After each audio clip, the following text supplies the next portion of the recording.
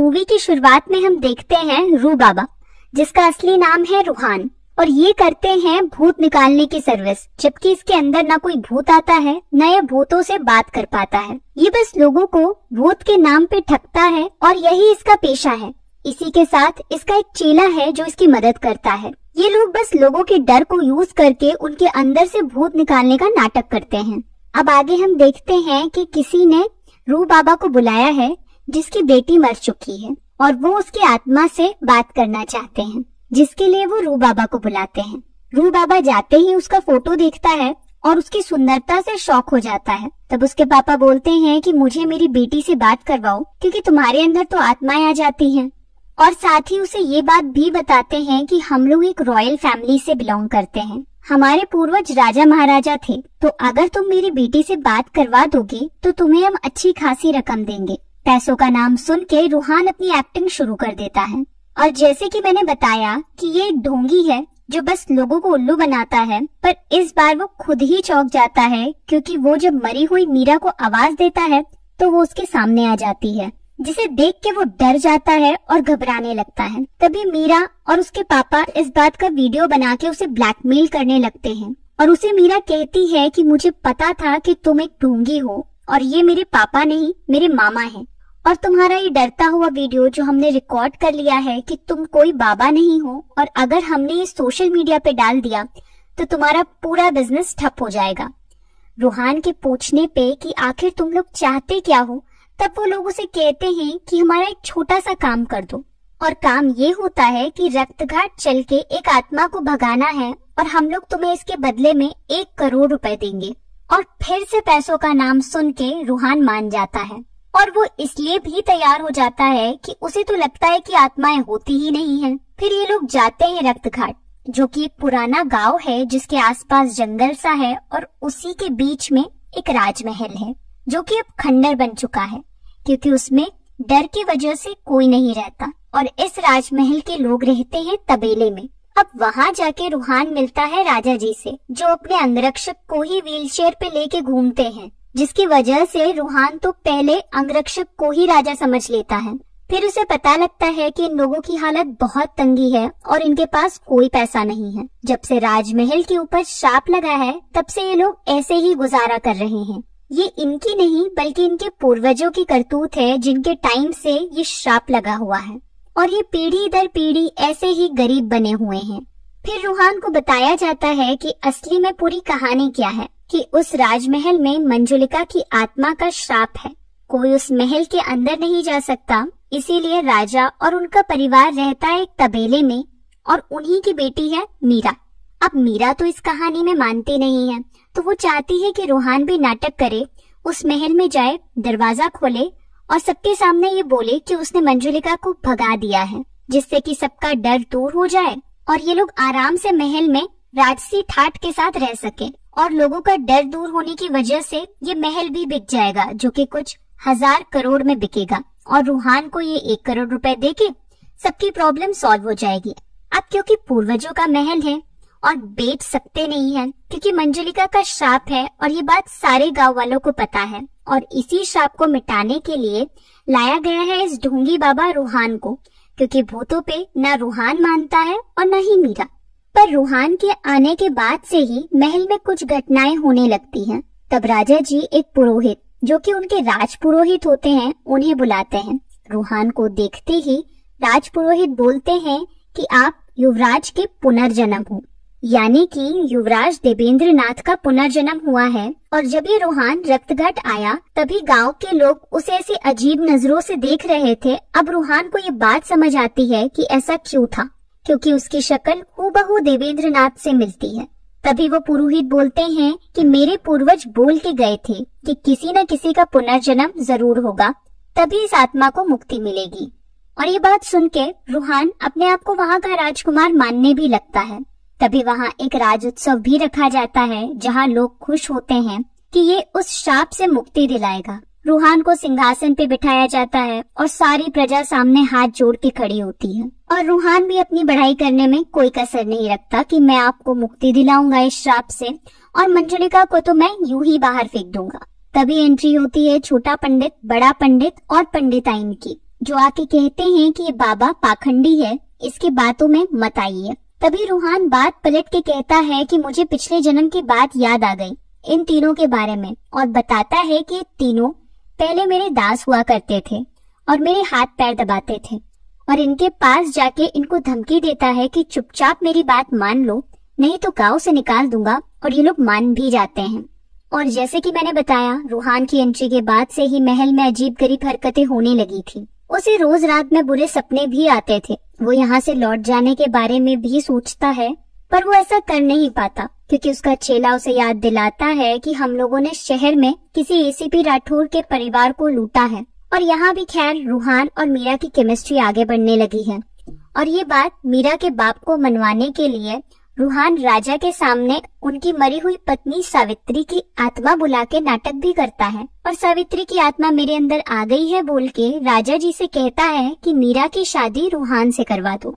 फिर हम देखते हैं कि मीरा और रूहान बात करते हैं, जहाँ मीरा कहती है तुम वो दरवाजा खोल दो, फिर सब लोग देख लेंगे कि उसमें कोई नहीं है और सारी कंफ्यूजन दूर हो जाएगी, महल भी बिक जाएगा, पैसे भी आ जाएंगे और हम दोनों की शादी भी आराम से हो जाएगी।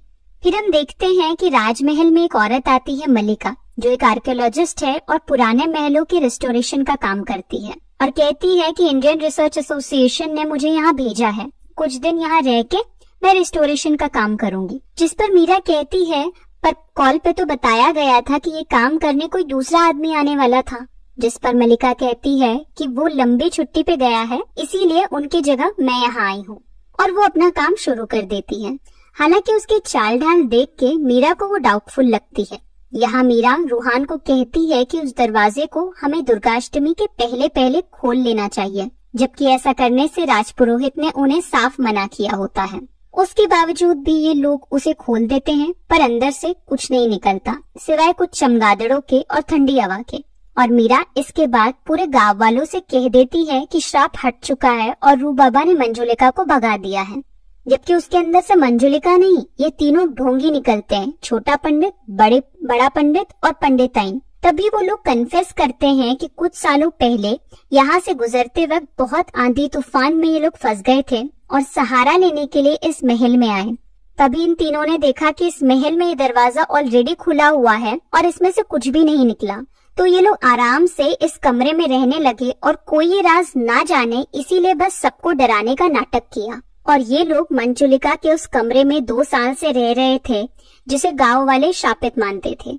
दूसरी तरफ हम देखते हैं मल्लिका जो रेस्टोरेशन का काम कर रही है, वहाँ उसे एक दीवार मिलती है जिसके पीछे से एक सुरंग जाती है।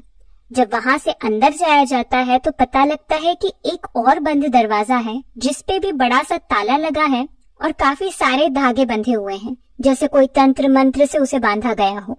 ये देख के सब हैरान हो जाते हैं, क्योंकि इस बारे में किसी को कुछ पता नहीं होता। राजा जी राजपुरोहित को भी बुलाते हैं, पर उन्हें भी इस बारे में कोई जानकारी नहीं होती, जिस पर वो कहते हैं कि जरूर इस बारे में राजसी ग्रंथालय में कुछ न कुछ मिलेगा, तो मैं इस बारे में पता करता हूँ, पर तब तक ध्यान रखिए कि इसे कोई नहीं खोलेगा, क्योंकि ऊपर वाला दरवाजा खोल के आप लोग पहले ही एक गलती कर चुके हैं।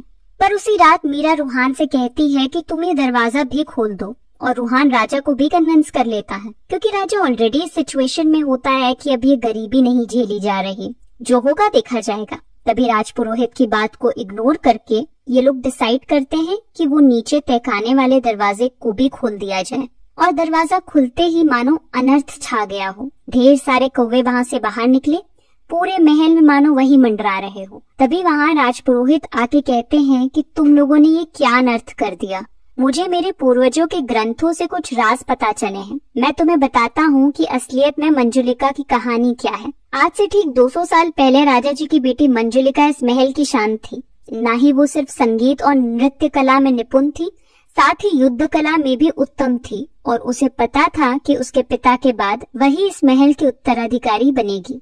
पर राजा जी को अपने महल की एक दासी से एक बच्चा पैदा हुआ, देवेंद्रनाथ। जब राजा ने देवेंद्रनाथ को उत्तराधिकारी घोषित किया तो मंजुलिका से यह बात बर्दाश्त नहीं हुई और उसी रात जाकर उसने देवेंद्रनाथ को मार दिया। राजा को जब ये बात पता चली तब राजा ने मंजुलिका को जिंदा जला दिया, पर उसे मरने के बाद भी उसकी आत्मा को शांति नहीं मिली। वो मरने के बाद पिशाच बन चुकी थी जो महल में मंडराती रहती थी, और उसने अपने पिता को भी जला दिया और पूरे भविष्य को ये श्राप भी दे दिया। और ये कहानी गांव का बच्चा बच्चा जानता है। पर पुरोहित कह रहे थे कि आज जो नई बात मुझे पता चली वो ये है कि मंजुलिका की एक बहन भी थी, अंजुलिका, जो मंजुलिका से भी एक कदम आगे थी। एक बहन आंधी तो एक तूफान। अब इस महल को कोई नहीं बचा सकता। तभी हम देखते हैं कि एक जोर की आंधी आती है, पूरे महल में कौवे उड़ रहे होते हैं और बाहर लोग चीखते हैं।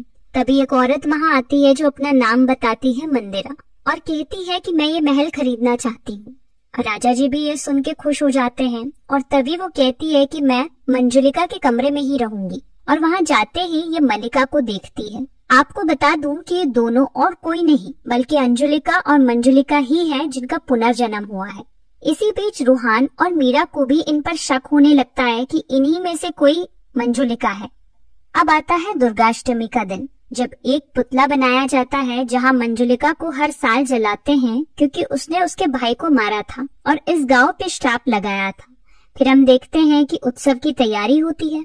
ये सब खत्म होने पे हम देखते हैं मीरा को जो राजकुमारी के भेष में होती है और खुद को जलाने जा रही होती है।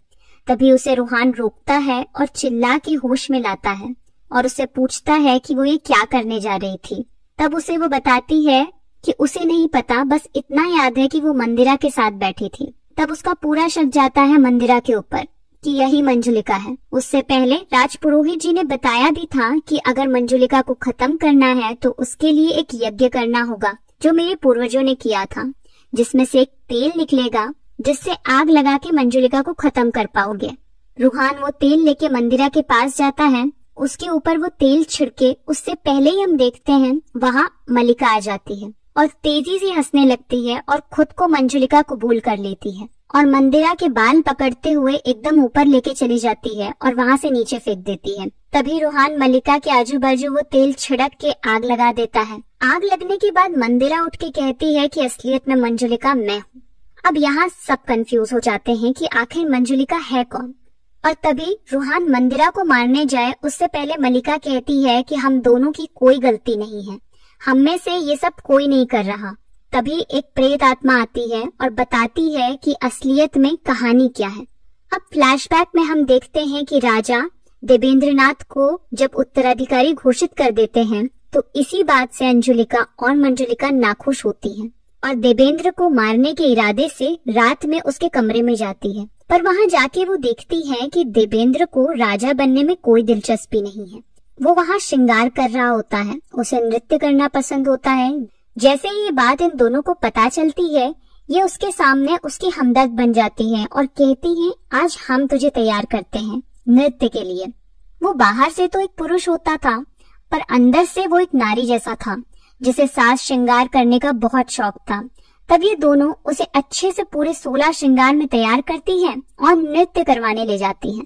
जब वो नृत्य कर रहा होता है तो ये खबर वो राजा तक पहुंचा देती है। जो देवेंद्र ने सालों से सबसे छिपा रखा था वो आज सबको पता चल जाता है और राजा के साथ सारे महल के लोग ये चीज देख लेते हैं। तब राजा से सब पूछते हैं कि अब इसका क्या किया जाए। तब राजा आदेश देते हैं कि देवेंद्र को जिंदा जला दिया जाए। अब राजा दोनों बहनों से कहते हैं कि तुम लोग ये बात मुझे अकेले में भी बता सकती थी, पर उत्तराधिकारी बनने की लालच में तुम लोगों ने अपने भाई और मेरा तमाशा बनाया, वो भी सबके सामने। तो राजा इनको भी सजा देते हैं कि बाकी के देश में ये खबर दे दिए जाए कि मंजुलिका ने अपने भाई को मार दिया है और अंजुलिका को ये सजा देते हैं कि इसका नाम इतिहास से ही मिटा दिया जाए। ये कहकर दोनों का देश निकाला करवा दिया जाता है। जैसे ही ये पूरी कहानी देवेंद्र की आत्मा इन सबको सुनाती है, सब हैरान रह जाते हैं। तभी वो ये भी कहता है कि चाहता तो इन दोनों को पहले ही मार देता, पर मैंने ऐसा नहीं किया क्योंकि मैं तुम लोगों को तड़पाना चाहता था। इन दोनों को एक जगह लाने वाला कोई और नहीं, देवेंद्र ही था। वो असल में ये चाहता था कि इन्हें यहाँ बुला के मार डाला जाए क्योंकि असल में इन्हीं दोनों का पुनर्जन्म हुआ था। तभी राजपुरोहित दोनों बहनों के हाथ में मशाल देके कहता है कि इसे जला दो, पर वो दोनों इमोशनल होकर अपनी गलती मान लेती हैं और देवेंद्र से हाथ जोड़कर माफी मांगती हैं और उससे ये भी कहती है कि हम तुझे नहीं जलाएंगे, गलती हमारी थी और अगर तुझे इस बात से मुक्ति मिलती है तो हम खुद अपने आप को जला देते हैं। ये दोनों जब अपनी गलती मान लेती है तो खुद ब खुद देवेंद्र की आत्मा को मुक्ति मिल जाती है और महल शाप मुक्त हो जाता है। और लास्ट में ये भी पता चलता है कि मंदिरा ही एसीपी राठौड़ है जिसकी फैमिली को चूना लगा के रूहान भागा था। इसी के साथ खत्म होती है हमारी भूल भुलैया 3 की कहानी। आज के लिए बस इतना ही। बने रहिए हमारे साथ आगे आने वाले ऐसे ही वीडियोस के लिए। वीडियो पसंद आई हो तो लाइक कमेंट करना ना भूलें। धन्यवाद।